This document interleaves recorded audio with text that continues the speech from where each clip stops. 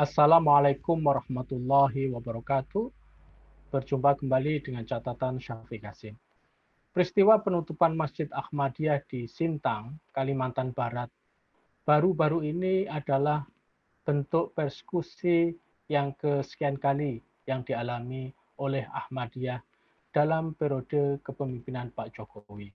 Sudah bisa ditebak tidak ada reaksi yang membela hak-hak warga negara Indonesia yang menganut Ahmadiyah ini, terutama dari kalangan pihak negara.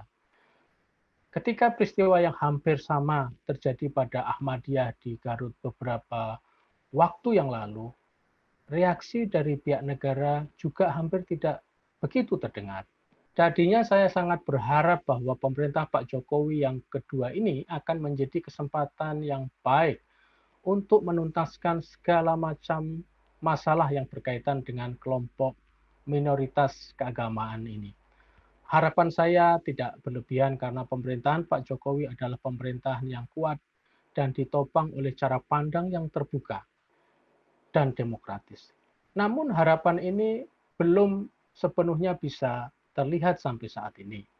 Pasca pembubaran HTI dan FPI, tadinya banyak orang berharap bahwa ini merupakan tanda bagi kehidupan keindonesiaan yang bebas dari ancaman intrusi ideologi yang mengancam pluralisme, toleransi, dan harmoni antar warga negara. Memang pasca pembubaran HTI, FPI, gerakan ekstremisme dan radikalisme keagamaan hampir bisa dikatakan berkurang. Dan beberapa kalangan minoritas mengatakan bahwa ini hal yang sangat bermanfaat bagi kehidupan mereka. Hal ini terutama terlihat dari Jakarta, ibu kota yang dijadikan sebagai stage of movement bagi gerakan-gerakan yang berorientasi pada supremasi formal Islam. Tapi benar juga pendapat sebagian kalangan bahwa pembubaran HTI dan FPI dan mungkin juga ormas-ormas yang perjuangannya mirip dengan HTI dan FPI tidak akan efektif 100% untuk menghapus gerakan ekstremisme mereka. Organisasi memang ambruk, namun orang dan ideologi yang dianutnya masih hidup. Bahkan organisasi mungkin tidak terlalu penting bagi mereka untuk saat ini, karena organisasi justru menyebabkan kaum ekstremis ini tidak bisa bergerak. Bagi mereka, gerakan tanpa organisasi adalah nampaknya menjadi pilihannya. Jika boleh saya menganalisa, persoalan Ahmadiyah di Sintang ini merupakan hasil gerakan anti-Ahmadiyah yang tidak terlalu menonjolkan aspek organisasi nasional. Mereka cukup mengatasnamakan gerakan mereka dengan istilah Aliansi Umat Islam Kabupaten Sintang. Jelas bentuk aliansi ini sebagai strategi yang menyamarkan. Dengan sebutan aliansi ini, mereka berusaha membawa kesan bahwa semua organisasi Islam di sana berada di belakang gerakan mereka. Padahal mungkin tidak demikian adanya. Cukup dengan pergerakan dan narasi besar bahwa Ahmadiyah dilarang oleh pemerintah melalui SKP 3 Menteri tahun 2008 itu sudah hal efektif bagi gerakan anti-Ahmadiyah ini. Orang-orang yang anti-Ahmadiyah cukup melontarkan gagasan mereka yang menolak Masjid Ahmadiyah untuk didengarkan oleh tokoh-tokoh lain dan juga pemerintah setempat. Saya melihat ini sudah diuji cobakan di Garut dan berhasil dan kini kembali lagi diuji cobakan di Sintang. Ada kenyataan bahwa gerakan ekstremisme dan radikalisme berbasis keagamaan sekarang ini mengambil daerah sebagai panggung mereka.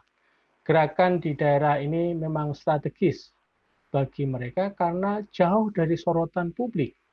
Jika ada narasi yang mencoba mengungkap mereka seperti yang dilakukan oleh NGO-NGO besar di Jakarta atas tindakan mereka ini, maka resonansi tidak terlalu terdengar. Kasus penutupan Masjid Ahmadiyah di Sintang ini secara geopolitik memang agak mengganjal Daerah ini sebagaimana dilansir oleh berbagai media dipimpin oleh wakil bupati yang non-muslim, kaum minoritas. Beberapa kali wakil bupati juga memberikan janji verbal yang diberikan kepada kelompok Ahmadiyah bahwa mereka diperbolehkan membangun masjid mereka di Sintang. Namun ternyata ketika masalah ini meledak, tetap saja kalangan Ahmadiyah tidak berdaya dan kalangan minoritas yang lain juga tidak terdengar suara pembelaan mereka terhadap kelompok Ahmadiyah ini. Akhirnya pemerintah lokal juga tidak leluasa untuk menolak penggembokan Masjid Ahmadiyah. Wakil Bupati Sintang memang mengatakan sikap netralnya, namun sikap netral dalam kondisi seperti ini tidak begitu efektif apabila tidak dibarengi dengan pemberian perlindungan pada hak-hak keagamaan warga Ahmadiyah yang dijamin oleh konstitusi kita. Pada umumnya pemerintah daerah memang mengalami kesulitan dalam menghadapi kasus-kasus yang berkaitan dengan Ahmadiyah. Hal ini disebabkan oleh adanya SKP 3 Menteri sudah barang tentu.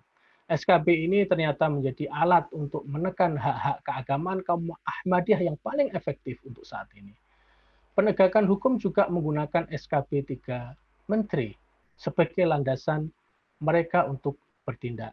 Bahkan ketika menghadapi tekanan kelompok anti Ahmadiyah, tidak jarang mereka pemerintah daerah mengatakan sebaiknya Ahmadiyah kembali ke jalan yang benar. Sebaiknya Ahmadiyah bertobat dan masih banyak lagi himbauan-himbauan kepada warga Ahmadiyah. Lalu bagaimana nasib seterusnya untuk warga Ahmadiyah?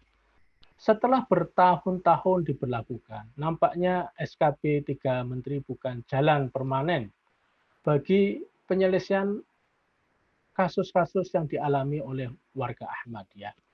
Dulunya para pengusul dan pendukung SKP 3 Menteri ini, terutama Kiai Ma'ruf Amin yang kini menjadi wakil presiden, menganggap bahwa jalan ini bisa menjadi solusi baik bagi kelompok Ahmadiyah maupun bagi kelompok anti Ahmadiyah yang mayoritas.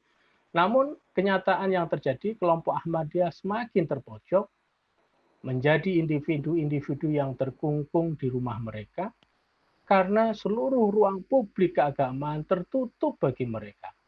Sementara kelompok anti Ahmadiyah semakin berjaya.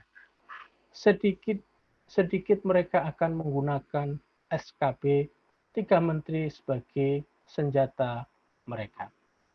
Saya berharap pemerintah melakukan evaluasi atas SKP 3 Menteri 2008 tentang Ahmadiyah ini. Coba dievaluasi kembali isi SKP dan ditinjau dari perspektif konstitusi dan juga hak asasi manusia.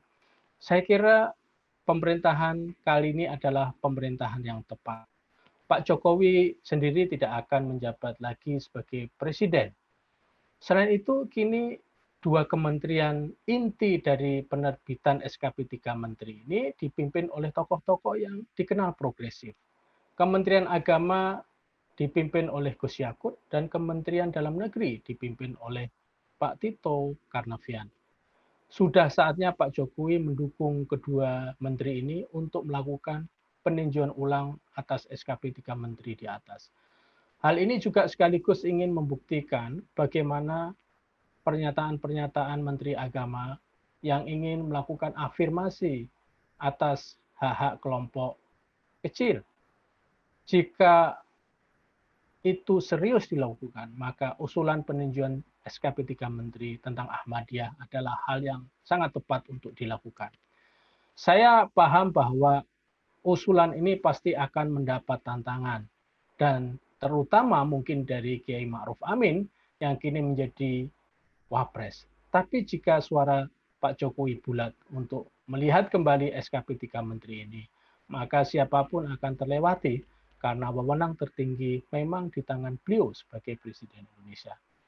Sebagai catatan, jika tidak ada peninjauan atas SKP 3 Menteri tentang Ahmadiyah, maka saya yakin bahwa urusan Ahmadiyah tidak akan berhenti dan tidak akan selesai sampai kapanpun. Karenanya saya mengusulkan bahwa cara penyelesaian yang dibutuhkan saat ini adalah bagaimana hak-hak keluarga Ahmadiyah untuk menjalankan keyakinan mereka dilindungi, dan itu bisa terjadi apabila salah satunya SKP 3 Menteri tentang Ahmadiyah ditinjau ulang. Demikian, wassalamualaikum warahmatullahi wabarakatuh.